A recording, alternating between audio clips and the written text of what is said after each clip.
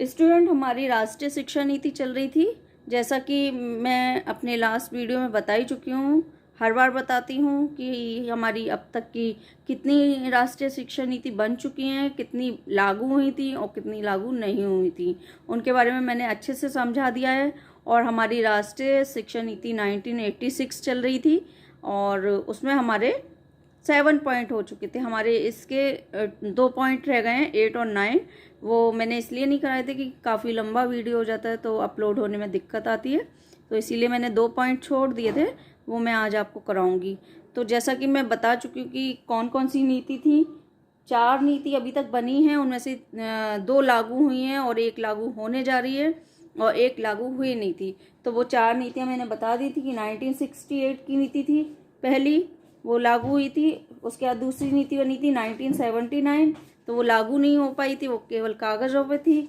और तीसरी नीति थी, या उसे दूसरी कह सकते हैं क्योंकि वो लागू हुई थी, उससे पहले की नीति लागू नहीं हुई थी, तो उसे दूसरी ही मानेंगे क्योंकि 79 की हम नहीं गिनेंगे। तो वो थी 1986 में, जो कि अभी तक चल रही थी। और हमारी अब तीसरी नीति है या बनी है, वो चौथी बनी है, तो वो है 2020 से अभी तक उसका जो था तैयारी चल रही थी और वो अब लागू होगी। तो अब देखिए कब लागू होती है, तो अभी वो लागू नहीं हुई है तो अभी कुछ कहा नहीं जा सकता। तो ये 4 नीतियां थी, उनमें से 2 लागू हुई हैं और 1 अब लागू होने वाली है। तो ये सब मैं आपको पिछले वीडियो में बता चुकी हूँ, इसे अब हम और टाइम ख़राब नहीं करेंगे। जो हमारे 2 पॉइंट रह गए हैं 1986 वाली राष्ट्रीय शिक्षा नीति के, उसे हम देखेंगे।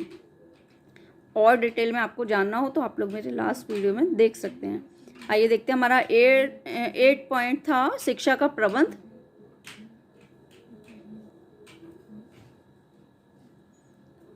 शिक्षा की आयोजना तथा प्रबंध की व्यवस्था के पुनर्गठन को उच्च प्राथमिकता दी जाएगी। इस संबंध में जिन सिद्धांतों को ध्यान में रखा जाएगा वे निम्नलिखित हैं। शिक्षा की आयोजना और प्रबंध का दीर्घकालीन परिप्रेक्ष्य तैयार करना और उसे देश की विकासात्मक और जनशक्ति विषयक आवश्यकताओं से जोड़ना, विकेंद्रीकरण तथा शिक्षा संस्थाओं में स्वायत्तता की भावना उत्पन्न करना, लोक भागीदारी को प्रधानता देना और जिसमें गैर सरकारी एजेंसियों का जुड़ाव तथा स्वैच्छिक प्रयास शामिल है। शिक्षा की आयोजना तथा प्रबंध में अधिकाधिक संख्या में महिलाओं को शामिल करना, प्रदत्त उद्देश्यों तथा मानदंडों के संबंध में जवाबदेही के सिद्धांत की स्थापना। केंद्रीय शिक्षा सलाहकार बोर्ड शैक्षिक विकास का पुनरावलोकन करेगा, शिक्षा में सुधार के लिए आवश्यक परिवर्तनों को सुनिश्चित करेगा और कार्यान्वयन संबंधी देखरेख में निर्णायक भूमिका अदा करेगा। राज्य सरकारें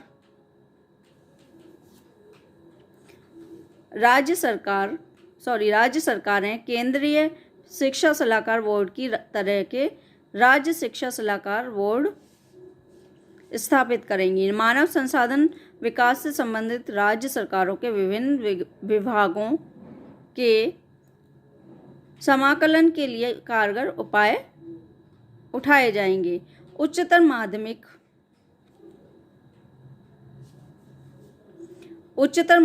स्तर तक शिक्षा का प्रबंध करने के लिए जिला शिक्षा बोर्डों की स्थापना की जाएगी और राज्य सरकारें यथाशीघ्र इस संबंध में कार्यवाही करेंगी। विद्यालय संगमों को विकसित किया जाएगा। गैर सरकारी तथा स्वैच्छिक प्रयासों को, जिनमें समाज सेवी सक्रिय समुदाय भी शामिल हैं, प्रोत्साहन दिया जाएगा। 9 पॉइंट है हमारा संसाधन तथा समीक्षा। यह सुनिश्चित किया जाएगा कि 7वीं पंचवर्षीय योजना में पूंजी निवेश जिस हद तक जरूरी होगा उस हद तक बढ़ाया जाएगा। साथ ही 8वीं पंचवर्षीय योजना में राष्ट्रीय आय के 6% से सर्वदा अधिक हो।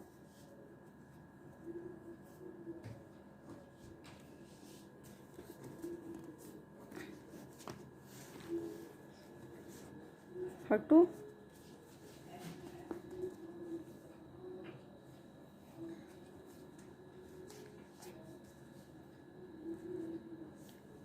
नई शिक्षा नीति के विभिन्न पहलुओं, 1 मिनट। नई शिक्षा नीति के विभिन्न पहलुओं के कार्यान्वयन की समीक्षा प्रत्येक 5 वर्षों में अवश्य ही की जाएगी। कार्यान्वयन की प्रगति और समय समय पर उभरती हुई प्रवृत्तियों की जांच करने के लिए मध्यावधि मूल्यांकन भी होंगे। देखिए, जब ये 1968 की जो वो बनी थी राष्ट्रीय शिक्षा नीति, तो इसमें क्या तय किया गया था कि हर 5 साल पर इसमें जो इसकी जो समीक्षा की जाएगी, मतलब जो चेंजेस हैं या जो भी उसके जो कार्य हैं उनमें उनको इसमें बस यही बताया था कि हर 5 साल पे उसको रिव्यू किया जाए और हर 5 साल पे जो भी उसके दोष हों या जो भी उसकी कमी हो, शिक्षा के स्तर को ऊंचा करने के लिए या शिक्षा के स्तर को सुधारने के लिए उसमें बदलाव लाने ज़रूरी हैं। तो इसमें यही तय किया गया था। और जैसा कि मैं पहले भी बता चुकी हूँ कि ये शिक्षा नीति क्यों बनी थी और क्यों इसकी ज़रूरत पड़ी थी, ये मैं पहले भी आपको बता चुकी हूँ। तो इसकी ज़रूरत इसीलिए पड़ी थी कि जो देश में जो क्या कहते हैं, जनसंख्या की बढ़ती हुई जो प्रॉब्लम आ रही थी कि जनसंख्या बढ़ रही थी, उसे काबू करने के लिए या महिलाओं को साक्षर करने के लिए, शिक्षित बनाने के लिए, और जो अगले जो दशकों में जो भी परेशानियां आने वाली थी या मानव संसाधनों को नए ढंग से विकसित करने के लिए, नई चुनौतियों तथा सामाजिक आवश्यकताओं से निपटने के लिए भारत सरकार ने एक नई नीति का निर्माण किया, जो कि 1986 की राष्ट्रीय शिक्षा नीति के नाम से प्रसिद्ध है, फेमस है। इस शिक्षा नीति के प्रारूप में राष्ट्रीय शिक्षा प्रणाली का ढांचा तैयार किया गया था। कहने के लिए तो मैं ये पहले भी बता चुकी हूँ कि ये तीसरी शिक्षा नीति है, लेकिन ये लागू हुई है इसीलिए दूसरी शिक्षा नीति है, क्योंकि दूसरी वाली लागू नहीं हो पाई थी 79 की, ये मैं पहले भी बता चुकी हूँ। तो इसके बारे में और क्या बताऊँ, जो आपको पूछना हो तो आप लोग पूछ सकते हैं। बाकी मैंने काफ़ी अच्छे से ये शिक्षा नीति एक्सप्लेन करी है।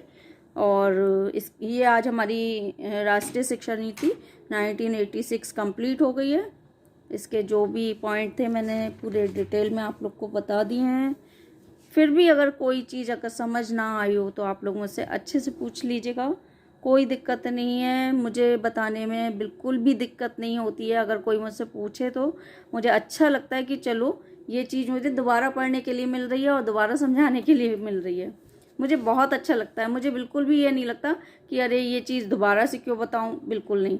मुझे अच्छा लगता है कि चलो पूछा तो सही, तो इसमें मुझे कभी बुरा नहीं लगता। आप लोग दोबारा पूछ लीजिएगा, कोई दिक्कत नहीं है। और आज हमारी ये राष्ट्रीय शिक्षा नीति 1986 भी कंप्लीट हो गई है। अब हमारी जो शिक्षा नीति चलेगी तो वो हमारी 2022 वाली चलेगी।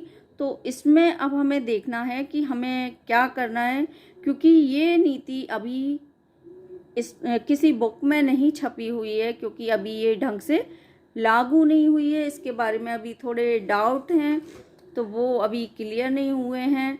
ये नेट पे है तो अभी थोड़ा सा दिक्कत आ सकती है। हो सकता है मैं इसे अभी ना करा के बाद में कराऊं, क्योंकि अभी ये पूरी तरह बुक वगैरह में आई नहीं है, तो मैं इसे कहाँ से कराऊंगी। और मैंने नेट पे भी देखा था तो काफ़ी लंबी नीति है, इसमें बहुत बहुत बड़ी नीति है। और कोशिश करूंगी कि मैं कंटिन्यूएशन में ही आप लोग को कराऊं।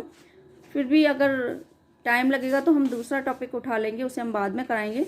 लेकिन मुझे लगता है कि हमें पहले वही करनी चाहिए। तो देखते हैं, जो भी कराएंगे कोशिश करेंगे पहले वही करें, कैसे भी करके, क्योंकि वो भी जाननी बहुत ज़रूरी है आप लोग को।